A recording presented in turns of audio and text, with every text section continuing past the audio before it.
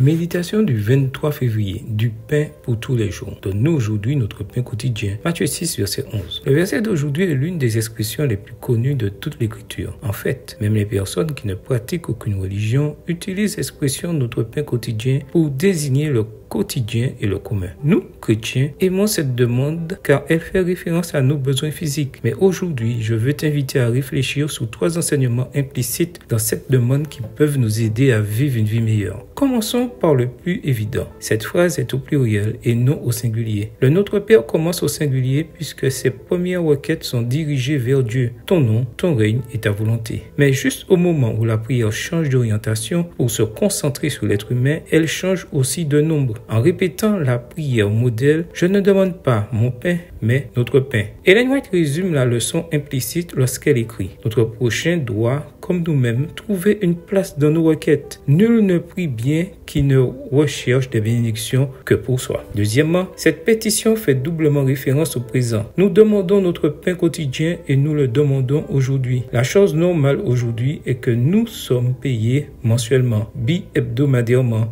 ou hebdomadairement. Nous devons donc prévoir des provisions pour toute la semaine ou le mois. Mais à l'époque de Jésus, les gens étaient payés à la fin de chaque journée. Ils n'avaient donc pas d'autre choix que de vivre un jour à la fois. C'est exactement ce que Jésus voulait nous enseigner. Que nous ne devons pas nous inquiéter du lendemain. Voir Matthieu 6, versets 25 à 32. Mais plutôt avoir confiance que Dieu pourvoira à chacun de nos besoins. Enfin, je vais attirer ton attention sur la nourriture que nous demandons à Dieu, le pain. Peut-il y avoir quelque chose de plus simple que le pain? Le pain se compose uniquement de farine, d'eau et de sel. Et si tu le prépares sans sel, tu n'as besoin que de 2 ingrédients. Pourquoi ne pas demander à Dieu quelque chose de plus complexe, comme une soupe de légumes ou des raviolis farcis? En nous apprenant à demander du pain, Jésus a fait allusion à la simplicité, au fait que nous n'avons pas besoin d'autant pour être heureux et que la simplicité nous aide souvent à mener une vie plus légère avec moins de pression. Inclus ton prochain dans tes prières et vis un jour à la fois avec les choses les plus élémentaires possibles. Accepteras-tu le défi aujourd'hui? Amen. Bonne journée à toi et que le Seigneur te bénisse.